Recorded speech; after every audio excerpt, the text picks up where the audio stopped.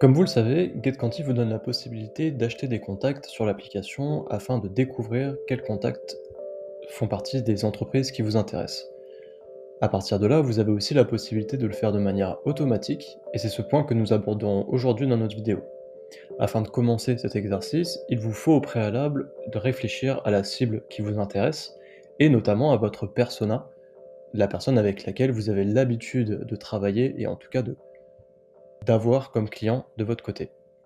À partir de là, rendez-vous sur la partie des personas, paramétrage puis persona dynamique, cliquez sur le persona qui vous intéresse, et nous aborderons ici le sujet de ce bouton configurer les critères de sélection des décideurs. Activez ce dernier et vous verrez apparaître une liste de fonctions avec un nombre de contacts maximum et un niveau hiérarchique associé qui récapituleront l'ensemble des fonctions générales dans les entreprises. À partir de là, comme expliqué juste avant, réfléchissez donc aux fonctions avec lesquelles vous avez l'habitude de prospecter et de closer. Et c'est avec cet écran-là que nous allons paramétrer l'achat de contact automatique. Sur chaque ligne, vous avez la possibilité d'activer ou de désactiver la fonction qui vous intéresse.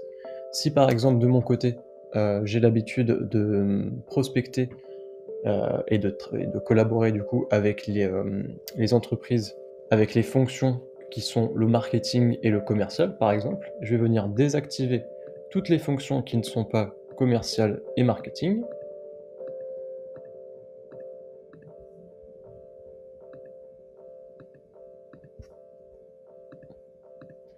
Et je vais venir faire glisser ces deux fonctions en haut en les classant par ordre d'importance. Si pour moi le marketing est plus important que le commercial, je vais donc placer le marketing en haut. À partir de là, une fois que j'ai mes deux fonctions qui m'intéressent, je vais définir à quel niveau hiérarchique j'ai l'habitude de parler lorsque je prospecte. Si ma cible se trouve plutôt au sein de TPE-PME, j'aurais plus tendance à mettre des niveaux hiérarchiques hauts, puisque le CEO est généralement joignable sur des entreprises comprises entre 1 et 10 salariés par exemple.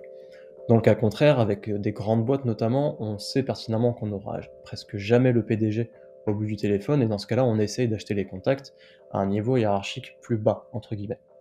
À partir de là, vous avez donc le niveau 1 qui représente les fonctions directrices de l'entreprise, le niveau 2, les fonctions de responsable, le niveau 3, les fonctions opérationnelles, et parfois des non classés. Dans ma cible à moi, vu que j'ai l'habitude de travailler avec des collaborateurs, avec des boîtes qui sont compris entre 1 et 10 salariés, je vais donc cocher les 2 premiers niveaux. À partir de là, je peux définir un nombre de contacts maximum à acheter par entreprise, ça dépend du nombre de contacts qui vous reste. Je vous conseille, de paramétrer au maximum 5 contacts par entreprise, sinon les crédits de contact, ont tendance à s'épuiser vite. Et à partir de là, vous avez donc paramétré votre achat de contact selon quelques critères qu'on a listés juste avant. Vous avez aussi la possibilité de modifier l'indice de matching requis, l'indice de matching étant la fiabilité du contact que nous avons réussi à scraper notamment sur LinkedIn ou sur Google. À partir de là, on peut l'augmenter à 100 afin d'être sûr et certain que le contact existe bel et bien.